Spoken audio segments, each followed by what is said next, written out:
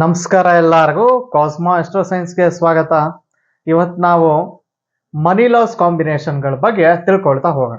ಮೊದಲನೇದಾಗಿ ಮನಿ ಲಾಸ್ ಅನ್ನೋದು ಒಂದು ಈಗಿನ ಕಾಲದಲ್ಲಿ ಆನ್ಲೈನ್ ಫ್ರಾಡ್ಸ್ ಆಗಿರ್ಬೋದು. ಇನ್ನೊಂದು ಯಾರಿಗಾರು ದುಡ್ಡು ಕೊಟ್ಟು ಅವ್ರು ನಮ್ಮ ದುಡ್ಡನ್ನ ವಾಪಸ್ ಕೊಡದೆ ನಮಗೆ ಮೋಸ ಮಾಡ್ಬೋದು. ಸೊ ಇಲ್ಲಿ ಮನಿ ಲಾಸ್ ಅನ್ನೋದನ್ನ ನಾವು ಜಾತಕದಲ್ಲಿ ಇಂಡಿಕೇಶನ್ ಇರುತ್ತೆ, ನಾವು ಹೆಂಗೆ ಕಂಡು ಹಿಡಿಬೋದು ಅನ್ನೋದನ್ನ ಆ ಕೆಲವು ಕಾಂಬಿನೇಷನ್ಗಳನ್ನ ನಾವು ನೋಡ್ತಾ ಹೋಗೋಣ. ಮೊದಲನೇದಾಗಿ ನಾವು ದುಡ್ಡು ನಮಗೆ ಬಂದಿರೋ ದುಡ್ಡು ಉಳಿಸ್ಕೋತೀವ ಬಿಡ್ತೀವ ಅನ್ನೋದಕ್ಕೆ ಶುಕ್ರ ಗ್ರಹರನ್ನ ನೋಡ್ಬೇಕಾಗತ್ತೆ. ಆ ಶುಕ್ರ ಗ್ರಹರಿಗೆ ರಾಹು, ಕೇತು ಮತ್ತೆ ಚಂದ್ರರ ಸಂಪರ್ಕ ಏನಾರು ಬಂದ್ರೆ ಮನಿ ಲಾಸ್ ಅನ್ನೋದು ಶತಸಿದ್ಧವಾಗಿ ಆಗುತ್ತೆ.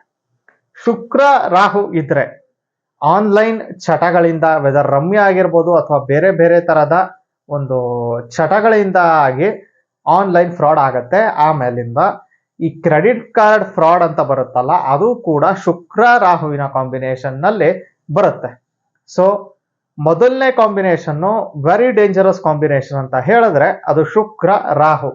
ನಿಮ್ಮ ಜಾತಕದಲ್ಲಿ ಶುಕ್ರನಿಂದ ತ್ರಿಕೋಣದಲ್ಲಿ ಅಂದ್ರೆ 159 ಇದರಲ್ಲಿ ರಾಹು ಗ್ರಹ ಬಂತು ಅಂತ ಹೇಳಿದ್ರೆ ನಿಮ್ಮ ದುಡ್ಡು ಮೂರನೆಯವರಿಂದ ಹಾಳಾಗುವ ಸಾಧ್ಯತೆ ಅತಿ ಹೆಚ್ಚು. ಯಾಕೆ ಅಂದ್ರೆ ದ್ರವ್ಯಕ್ಕೆ ಕಾರಕ ಶುಕ್ರ. ನಮ್ಮ ಹತ್ರ ಇರೋ ದುಡ್ಡು ದ್ರವ್ಯಾನೇ, ನಮ್ಮ ಹತ್ರ ಇರೋ ಒಡವೆಗಳು ದ್ರವ್ಯಾನೇ, ನಮ್ಮ ಹತ್ರ ಇರೋ ಫೋನು, ನಮ್ಮ ಹತ್ರ ಇರುವಂತ ಮನೆ ಎಲ್ಲವೂ ದ್ರವ್ಯಾನೇ. ಸೊ ಎಲ್ಲಾ ದ್ರವ್ಯವು ಕೂಡ ಮೂರನೇ ವ್ಯಕ್ತಿ, ರಾಹು ಅಂದ್ರೆ ಮೂರನೇ ವ್ಯಕ್ತಿಯಿಂದ ಹಾಳಾಗುವ ಸಾಧ್ಯತೆ ಅತಿ ಹೆಚ್ಚಾಗಿರುತ್ತದೆ.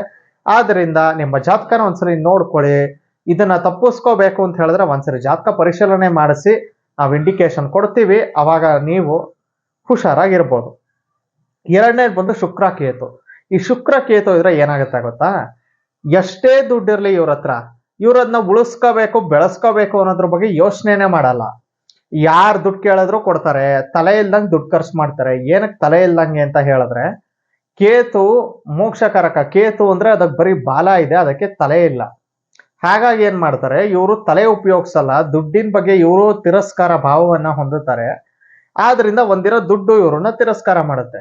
ಈ ಶುಕ್ರ ಕೇತು ಇರೋರು ಯಾವ ತರ ಅಂತ ಹೇಳಿದ್ರೆ, ಯಾರ್ ದುಡ್ಡು ಕೇಳಿದ್ರು ಕೊಡೋದು, ಮತ್ತೆ ವಾಪಸ್ ಕೇಳಕ್ ಏನೋ ಒಂಥರ ಇವ್ರಿಗೆ ವಾಪಸ್ಸೇ ಕೇಳಕ್ ಹೋಗಲ್ಲ. ಆಮೇಲೆ ಕೇಳಿದ್ರು ಇವ್ರಿಗೆ ಅವರು ನಾಳೆ ಕೊಡ್ತೀನಿ ನಾಳಿದ್ ಕೊಡ್ತೀನಿ. ಸೊ ಇದು ಆ ದುಡ್ಡನ್ನ ಇವರು ಹಾಳು ಮಾಡ್ಕೊತಾ ಹೋಗ್ತಾರೆ. ಇದು ಸ್ವಯಂ ಕೃತದಿಂದ ಆಗತ್ತೆ. ಅದೇ ಶುಕ್ರ ರಾಹು ಇದ್ರೆ ಮೂರನೇ ವ್ಯಕ್ತಿಯಿಂದ ಹಾಳು. ಇದು ಇವ್ರು ಸ್ವಯಂ ಆಗಿ ಮಾಡ್ಕೊಳ್ತಾರೆ. ಶುಕ್ರ ರಾಹು ಇದ್ರೆ ಒಬ್ಬ ಮೂರನೇ ವ್ಯಕ್ತಿಯನ್ನ ನಂಬಿ ದುಡ್ಡು ಕೊಟ್ಟು ಮೋಸ ಹೋಗೋದು. ಯಾವ ಬಿಸ್ನೆಸ್ ಎಲ್ಲಾರು ಆಗಿರ್ಲಿ ಅಥವಾ ಯಾವ್ದಾರ ಒಂದು ಕೆಲಸ ಕೊಡಿಸ್ತೀನಿ ಅಂತ ಅಲ್ಲಿ ದುಡ್ಡು ಇಸ್ಕೋತಾರೆ, ಮೋಸ ಮಾಡ್ತಾರೆ. ಹೀಗಾಗಿ ಮೂರನೇ ವ್ಯಕ್ತಿಯನ್ನ ನಂಬಿ ಮೋಸ ಹೋಗೋದು ಶುಕ್ರ ರಾಹು. ಆದ್ರೆ ನಮಗ್ ನಾವೇ ನಮ್ಮ ಅಜ್ಞಾನ ಅಥವಾ ನಮ್ಮ ತಿರಸ್ಕಾರ ಭಾವದಿಂದ ದ್ರವ್ಯ ನಷ್ಟ ಮಾಡ್ಕೊಳ್ಳೋದು ಶುಕ್ರ ಕೇತು. ಇನ್ನು ಶುಕ್ರ ಚಂದ್ರ ಅಂತ ಬಂದ್ರೆ ಇದು ಏನಾಗುತ್ತೆ, ಅತಿಯಾದಂತಹ ಶೋಕಿಯನ್ನ ಕೊಡುತ್ತೆ. ಶೋಕಿ ಅಂತ ಹೇಳಿದ್ರೆ ನಾನು ನೋಡಿದ್ನೆಲ್ಲ ತಗೋಬೇಕು ಅಂತಾರೆ. ಇದು ಫಿಮೇಲ್ಸ್ ಇದ್ದಷ್ಟು ಸಿಕ್ಕಾಪಟ್ಟೆ ಜಾಸ್ತಿ ಇದು. ಈ ಶುಕ್ರ ಚಂದ್ರ ಅಂದ್ರೆ ಮೇಕಪ್ ಪ್ರಾಡಕ್ಟ್ಸ್ ಮೇಲೆ ತುಂಬಾ ಹಾಕ್ತಾರೆ. ಅದ್ರ ಜೊತೆಗೆ ಸ್ವಲ್ಪ ಏನೇನ್ ನೋಡ್ತಾವೆ ಎಲ್ಲ ತಗೊಳ್ಳೋದು. ಲೈಕ್ ಈ ಫಿಮೇಲ್ಸ್ ತಗೊಳ್ತಾರಲ್ಲ, ವೆದರ್ ಡ್ರೆಸ್ ಆಗ್ಲಿ ಅಥವಾ ಪರ್ಸ್ ಆಗ್ಲಿ, ಯಾವ್ದನ್ನೇ ಆದ್ರೂ ಶುಕ್ರ ಚಂದ್ರ ಇರೋರು ಬಟ್ಟೆ, ಪರ್ಫ್ಯೂಮು, ಮೇಕಪ್ ಪ್ರಾಡಕ್ಟ್ಸು ಈ ಎಲ್ಲಾದ್ರ ಮೇಲೂ ಸಿಕ್ಕಾಪಟ್ಟೆ ದುಡ್ಡು ಹಾಕಿ ಆಮೇಲೆ ಇವ್ರೇನಂದ್ರೆ ದುಡ್ಡನ್ನ ಉಳಿಸ್ಕೊಳ್ಳಲ್ಲ.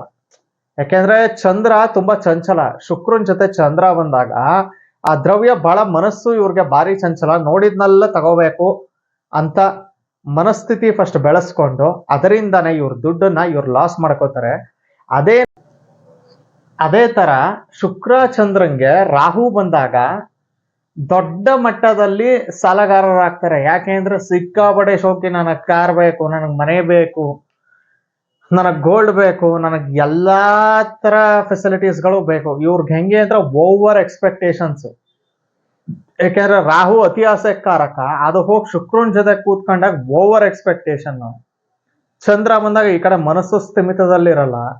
ಇವ್ರು ಹೆಂಗೆ ಅಂದ್ರೆ ದ್ರವ್ಯದ ಮೇಲೆ ಇವ್ರದಾದಂತ ಇಲ್ಯೂಷನ್ ಕ್ರಿಯೇಟ್ ಆಗಿರುತ್ತೆ. ಈ ಶುಕ್ರ ಚಂದ್ರ ರಾಹು, ರಾಹು ಮಾಯೆಗೆ ಕಾರಕ, ಇಲ್ಯೂಷನ್. ಹಂಗಾಗಿ ಏನಾಗುತ್ತೆ, ದೊಡ್ಡ ಮಟ್ಟದಲ್ಲಿ ಸಾಲಗಳಾಗ್ತಾ ಹೋಗುತ್ತೆ. ಈ ಪರಿಸ್ಥಿತಿಯಿಂದನೇ ಅವ್ರಿಗೆ ಎಷ್ಟು ಕೋಟಿ ದುಡ್ಡು ಬಂದರೂ ಕೂಡ ಎಲ್ಲವನ್ನೂ ಕಳ್ಕೊಂಡು ಊರು ಬಿಡೋ ಪರಿಸ್ಥಿತಿನೋ ಅಥವಾ ದಾರಿಗೆ ಬರೋ ಪರಿಸ್ಥಿತಿನೋ ಆಗೋ ಚಾನ್ಸು ಸಿಕ್ಕಾಬಟ್ಟೆ ಇರುತ್ತೆ.